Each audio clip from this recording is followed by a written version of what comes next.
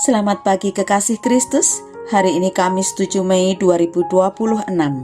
Kita belajar dari kitab Hakim-Hakim pasal 16 ayat 1 sampai 22. Hakim-Hakim pasal 16 ayat 1 sampai 22. Demikianlah firman Tuhan. Pada suatu kali, ketika Simson pergi ke Gaza, dilihatnya di sana seorang perempuan sundal, lalu menghampiri dia. Ketika diberitahukan kepada orang-orang Gaza, Simson telah datang ke sini, maka mereka mengepung tempat itu dan siap menghadang dia semalam-malaman itu di pintu gerbang kota. Tetapi semalam-malaman itu mereka tidak berbuat apa-apa, karena pikirnya, nanti pada waktu fajar kita akan membunuh dia. Tetapi Simson tidur di situ sampai tengah malam. Pada waktu tengah malam bangunlah ia, dipegangnya kedua daun pintu gerbang kota itu dan kedua tiang pintu. Dicabutnyalah semuanya beserta palangnya, diletakkannya di atas kedua bahunya. Lalu semuanya itu diangkatnya ke puncak gunung yang berhadapan dengan Hebron. Sesudah itu Simson jatuh cinta kepada seorang perempuan dari lembah Sorek yang namanya Delila. Lalu datanglah raja-raja kota orang Filistin kepada perempuan itu sambil berkata, "Cobalah bujuk dia untuk mengetahui karena apakah kekuatannya demikian besar, dan dengan apakah kami dapat mengalahkan dia dan mengikat dia untuk menundukkannya. Maka kami masing-masing akan memberikan 1.100 uang perak kepadamu." Lalu berkatalah Delila kepada Simson, "Ceritakanlah kiranya kepadaku. Karena apakah kekuatanmu demikian besar, dan dengan apakah engkau harus diikat untuk ditundukkan?"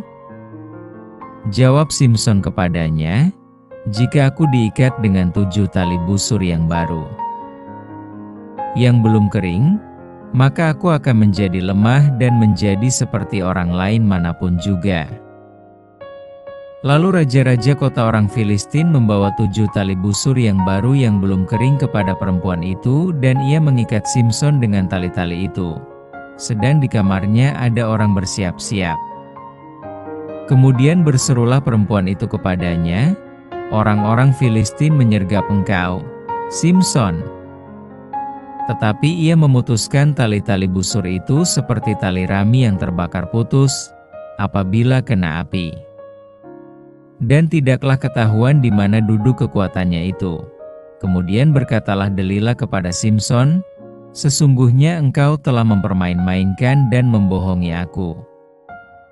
Sekarang ceritakanlah kiranya kepadaku dengan apa engkau dapat diikat."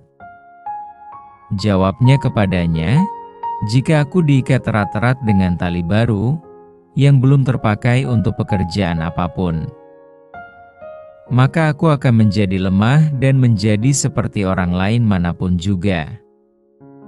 Kemudian Delila mengambil tali baru, diikatnyalah dia dengan tali-tali itu dan berseru kepadanya, "Orang-orang Filistin menyergap engkau, Simson."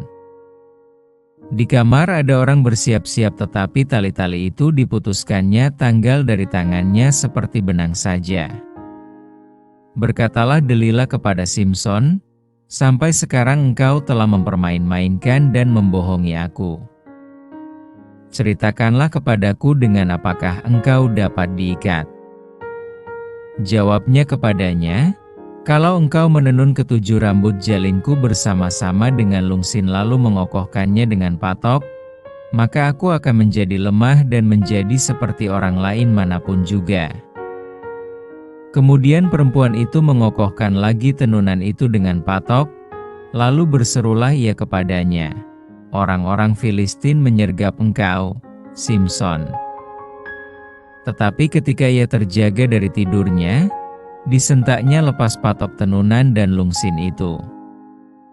Berkatalah perempuan itu kepadanya, "Bagaimana mungkin engkau berkata, 'Aku cinta kepadamu,' padahal hatimu tidak tertuju kepadaku? Sekarang telah 3 kali engkau mempermain-mainkan aku dan tidak mau menceritakan kepadaku, karena apakah kekuatanmu demikian besar?" Lalu setelah perempuan itu berhari-hari merengek-rengek kepadanya dan terus mendesak-desak dia, ia tidak dapat lagi menahan hati, sehingga ia mau mati rasanya. Maka diceritakannya kepadanya segala isi hatinya. Katanya, "Kepalaku tidak pernah kena pisau cukur, sebab sejak dari kandungan ibuku aku ini seorang nazir Allah. Jika kepalaku dicukur, maka kekuatanku akan lenyap daripadaku, dan aku menjadi lemah dan sama seperti orang-orang lain." Ketika dilihat Delila, bahwa segala isi hatinya telah diceritakannya kepadanya, disuruhnyalah memanggil raja-raja kota orang Filistin. Katanya, "Sekali ini lagi datanglah kemari, sebab ia telah menceritakan segala isi hatinya kepadaku." Lalu datanglah raja-raja kota orang Filistin itu kepadanya sambil membawa uang itu. Sesudah itu dibujuknya Simson tidur di pangkuannya. Lalu dipanggilnya seorang dan disuruhnya mencukur ketujuh rambut jalinnya. Sehingga mulailah Simson ditundukkan oleh perempuan itu, sebab kekuatannya telah lenyap daripadanya.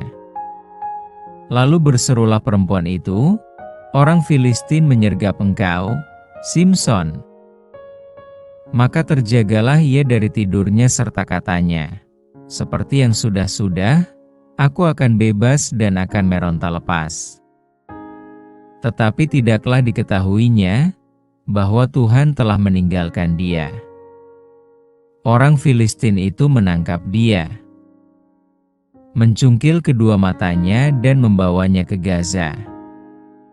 Di situ ia dibelenggu dengan 2 rantai tembaga dan pekerjaannya di penjara ialah menggiling. Tetapi rambutnya mulai tumbuh pula sesudah dicukur. Tema kita, ironi dalam kehidupan. Penulis Alkitab kadang menulis dengan memakai ironi. Dalam nas hari ini ada ironi yang menyedihkan.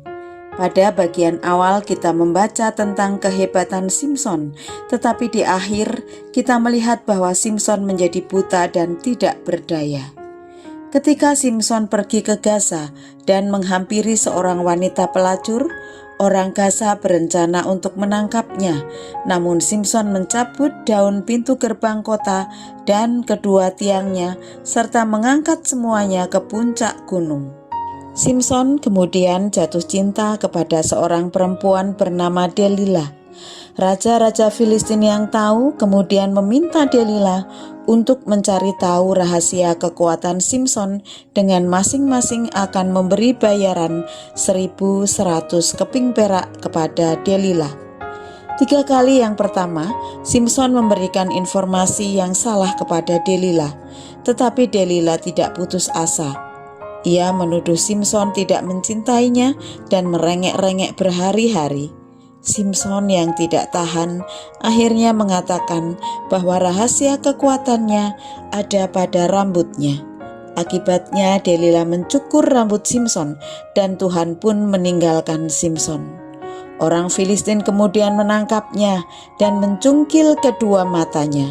Mereka membawanya ke Gaza dan membelenggunya dengan 2 rantai tembaga. Ia diperbudak sebagai penggiling di penjara. Perikop ini bermula dan berakhir di Gaza, tetapi dengan kondisi berlawanan. Kisah dimulai dengan pertunjukan kekuatan Simson yang luar biasa, dan berakhir dengan Simson menjadi buta, kehilangan kekuatan, dan melakukan pekerjaan budak. Sungguh ironis bahwa seorang hakim yang paling kuat ditaklukkan oleh seorang perempuan biasa. Ironi juga dapat terjadi pada kita jika kita tidak taat pada perintah Allah. Paulus menasihatkan agar kita mengerjakan keselamatan kita dengan takut dan gentar. Filipi 2 ayat 12. Kita semua bisa jatuh ke dalam dosa karena satu kesalahan atau kelalaian. Bersandarlah selalu pada Allah agar kita dapat berakhir dengan indah dan baik. Mari kita berdoa. Bapa di surga, terima kasih kami sudah bangun kembali pagi ini dan kami telah belajar dari firman Tuhan. Hari ini kami merenungkan bagaimana ironi kehidupan yang sering terjadi ketika seseorang yang kuat bisa jatuh oleh kelemahannya, ketika yang dipilih dan diberkati justru tersesat oleh keinginannya, dan ketika kami merasa mampu, justru saat itulah kami paling rapuh. Kami mengakui di hadapan-Mu, seringkali kami seperti Simson. Engkau memberi kami potensi, kesempatan dan kepercayaan, namun kami tidak mampu menjaganya dengan baik. Kami bermain-main dengan hal yang seharusnya kami jauhi. Kami merasa aman saat sebenarnya kami sedang menuju kejatuhan. Ampuni kami Tuhan atas kesombongan yang membuat kami lengah, atas keputusan-keputusan yang kami anggap sepele namun menjauhkan kami dari hadirat-Mu. Ajar kami untuk rendah hati, teguh dalam hati dan iman kami.